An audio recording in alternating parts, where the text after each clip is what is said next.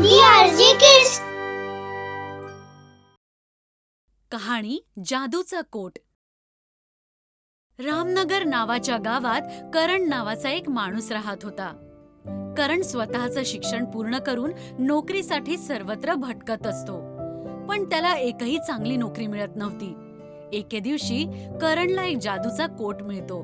तो मिळाल्यानंतर त्याचं संपूर्ण आयुष्य बदलून जातं. एका काळाची गोष्ट आहे. रामनगर नावाच्या एका शहरात करण नावाचा एक माणूस राहायचा. करण त्याच्या म्हाताऱ्या आई वडील आणि बहिणीसोबत राहत होता. करणच्या आई वडिलांनी त्याचं शिक्षण खूप मेहनतीने पूर्ण केलं होतं. करण दररोज नोकरीच्या शोधात बाहेर पडायचा, पण रोज त्याच्या वाटी निराशाच येत होती. एके दिवशी करण थकून संध्याकाळी घरी परत येत असतो. अरे कसे आहात भाऊ? मी ठीक आहे. हा माझा कोट आहे.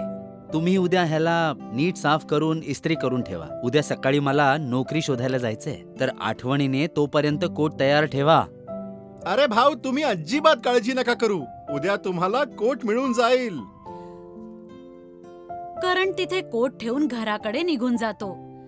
थोड्या वेळाने जादूगर सम्राट तिथे येतो आणि इस्त्रीवाल्याला त्याचा कोट देत म्हणतो, उद्या मला जादू दाखवायची आहे, तर ह्याला नीट साफ करून इस्त्री करून ठेव. मी उद्या हा घेऊन जाईन. असे बोलून तो तिथून निघून जातो.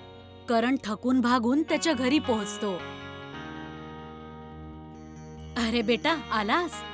कसा गेला आजचा दिवस? अगं, हे तर विचारूच नको आई. सगळीकडे नुसतं नोकरीसाठी बोलवतात, पण कुणास ठाऊक चांगली नोकरी कधी मिळेल. बेटा, तू निराश नको होऊस. देव यातून नक्कीच काहीतरी मार्ग काढेल. आता तर फक्त तोच एक मात्र आधार आहे. उद्या पण एका ठिकाणी इंटरव्ह्यू द्यायला जायचंय आई. देव करो तिथे काम होऊन जाईल. तू काळजी करू नकोस बाळा, देव सगळं काही ठीक करेल. करण झोपून जातो आणि दुसऱ्या दिवशी सकाळी लवकर उठून परत नोकरी शोधायला निघतो. करण इस्त्रीवाल्याकडे पोहोचतो आणि त्याच्याकडे स्वतःचा कोट मागतो. भाऊ, माझा कोट जो मी काल दिला होता ना, तो मला द्याल का? मला उशीर होतोय. अहो भाऊ, आत्ता देतो. इस्त्रीवाला चुकून करणला जादूगर सम्राटचा कोट देऊन देतो आणि करण पैसे देऊन पटकन निघून जातो. करण ऑटोवाल्याला पैसे देण्यासाठी जसा खिशात हात टाकतो, त्याला आठवतं की तो त्याचं पाकिट घरीच विसरला आहे आणि तो विचार करतो की पाकिट घेतलं असतं तर बरं झालं असतं. आणि अचानक त्याचा खिसा भरून जातो आणि जसा तो त्यात हात टाकतो, त्याच्यातून त्याचं पाकिट बाहेर येतं आणि त्याला धक्काच बसतो. अरे, हे कसं झालं? मी तर पाकिट घरीच विसरलो होतो. तो ऑटोवाल्याला पैसे देतो आणि पुढे निघून जातो. करण पुन्हा दिवसभर नोकरी शोधल्यानंतर दरवेळेप्रमाणे निराश होऊन घरी जात असतो. तेव्हा त्याला वाटेत एक खूप छान साडीचं दुकान दिसतं आणि तो विचार करतो, माझ्याकडे खूप पैसे असते तर किती बरं झालं असतं. मी माझ्या आईला साडी गिफ्ट करू शकलो असतो, पण माझ्याकडे तर चांगली नोकरी सुद्धा नाही. जसा तो हा विचार करतो, त्याच्या खिशात पुन्हा काहीतरी जाणवतं आणि त्याच्या खिशात खूप सारे पैसे येतात. त्याला पुन्हा धक्का बसतो. मात्र यावेळी त्याला कळून जातं की हे त्या कोटामुळे घडत आहे. तो जाऊन दुकानातून आईसाठी साड्या विकत घेतो आणि घरी जाऊन आईला देतो.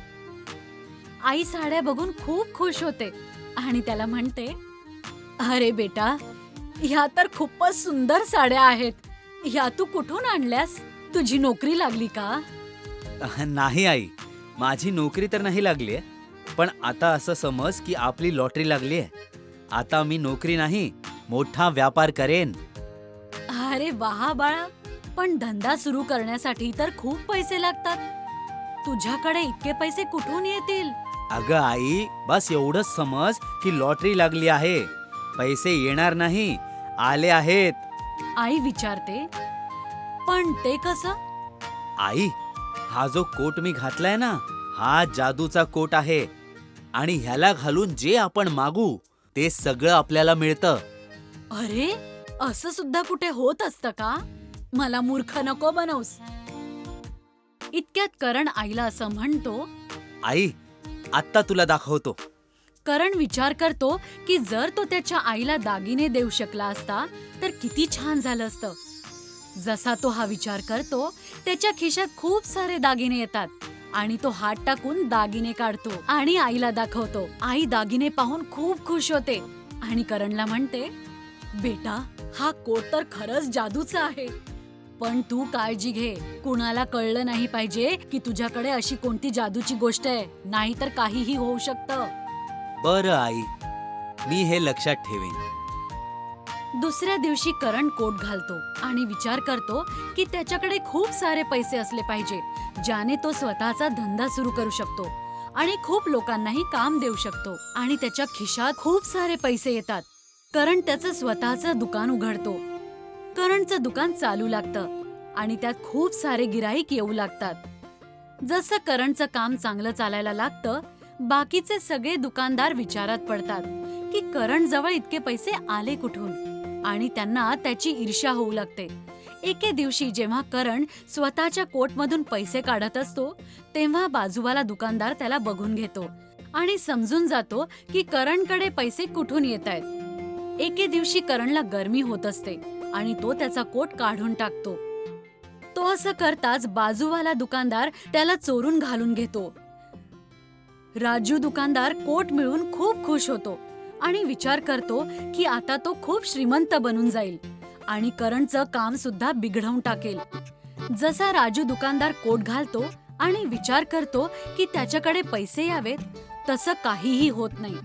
तो पुन्हा विचार करतो की त्याच्याकडे खूप सारे पैसे यावेत आणि तो सर्वात श्रीमंत दुकानदार बनून जावा, पण पुन्हा काहीही होत नाही. राजू रागाने पुन्हा कोटला करणच्या दुकानावर जाऊन ठेवून येतो. थोड्या दिवसांनंतर जादूगर स्वतःचा कोट शोधत करणच्या दुकानात येतो. अरे भाऊ, मला वाटतंय की माझा एक कोट चुकीने तुमच्याकडे आलाय. काय तुम्ही मला तो परत द्याल? करण समजून जातो की तो त्याच चमत्कारी कोट विषयी बोलत आहे.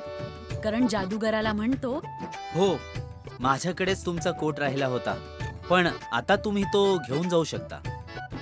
मला माहित आहे, म्हणूनच तर तो घ्यायला आलोय. मी हा मुद्दाम इस्त्रीच्या दुकानात सोडला होता.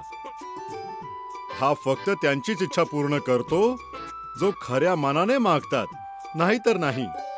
तुझ्याशिवाय सुद्धा खूप लोकांनी ह्याच्याकडे खूप काही मागितलं, पण त्यांना नाही मिळालं. हा फक्त त्यांचीच इच्छा पूर्ण करतो ज्यांना खरंच ह्याची गरज असते. तुझी इच्छा म्हणून पूर्ण झाली कारण की तू मेहनत केलीस. आता मी याला न्यायला आलो आहे, ज्याने हा दुसऱ्या लोकांच्या सुद्धा इच्छा पूर्ण करू शकेल. तुम्ही याला घेऊन जाऊ शकता. आता मला ह्याचं काही काम नाहीये. जादूगर त्याचा कोट घेऊन तिथून गायब होऊन जातो आणि करण खूप पैसे कमवून खूप मोठा व्यापारी बनून जातो.